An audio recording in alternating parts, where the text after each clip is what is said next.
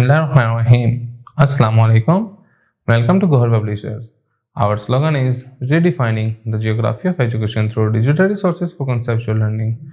My name is Asif Yamin Khan, and today we are going to discuss Gohar Skill Up Mathematics Series Grade 4, and the unit is 8. The title of unit 8 is Measurements. Measurements में आज का जो हमारा topic है वो है compute के time. हम टाइम के साथ कैसे कंप्यूट करते हैं देखें, एग्जाम्पल के थ्रू अंडरस्टैंड करते हैं. Junaid arrived at airport at 11:10 AM.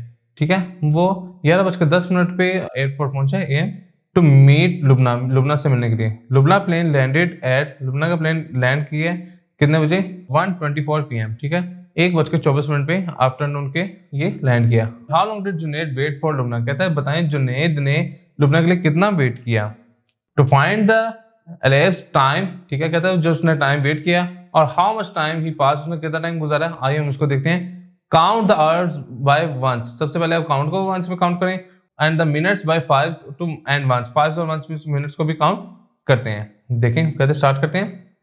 11:10 AM count, ठीक है, काउंट आवर्स टू 1:10. कहता है 11:10 से आप 1:10 पे काउंट करें. 11:12 से क्या था? 12:10 फिर 1:10, 2 आवर्स तो ये हो गए. फिर वो कहता है काउंट मिनट्स टू 24. कहता है मिनट्स काउंट करें. 10 से 5 के मल्टीपल्स में हम इसको काउंट करते हैं और फिर वंस में देखेंगे. 10 to 15 5 मिनट्स, 15 to 25 मिनट्स. अब अगर 4 है तो 1 आ जाएंगे. तो ये कितना जगह 5 और 5 10 और 4 14 मिनट्स. इट मीन्स उसने 2 hours and 14 मिनट्स उसने लुबना का वेट किया है. वो कह रहा है ताहिर वाज रीड 8:55 AM. ठीक है, वो रीड करना शुरू करता है 8:55 पे. If he plans to go to the lunch, अगर वो प्लान करे लंच पे जाने के लिए 12 PM पे आफ्टरनून में, how much longer must he wait. कहता है उसको कितना वेट करना पड़ेगा. To find how much time he must wait, कहता है उसको कितना वेट करना पड़ेगा.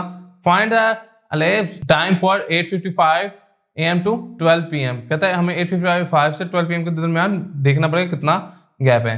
You may use mental math और सब्ट्रैक्ट यूजिंग पेपर और पेंसिल. कहता है आप पेपर और पेंसिल को भी यूज करके मेंटल मैथ के थ्रू भी इसको रिजॉल्व कर सकते हैं.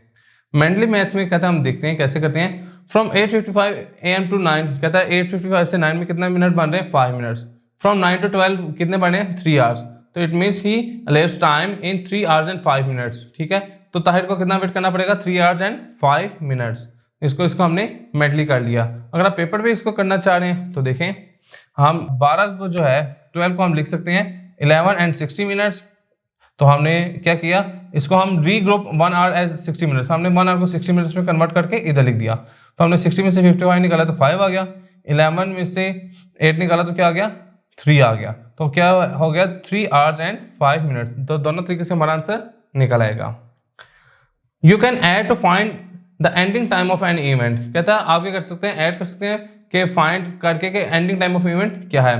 एग्जाम्पल देखते हैं. वो कहता है Hina boards the bus from her home at 12:15 पे वो बस पकड़ती है. If it takes 1 hour and 55 minutes to reach her destination. उसका डेस्टिनेशन जाने पे उसको 1 घंटा 55 मिनट लग रहे हैं. At what time will Hina reach the destination. तो कहता है बताएं हिना कितने बजे अपने डेस्टिनेशन पे पहुंचेगी.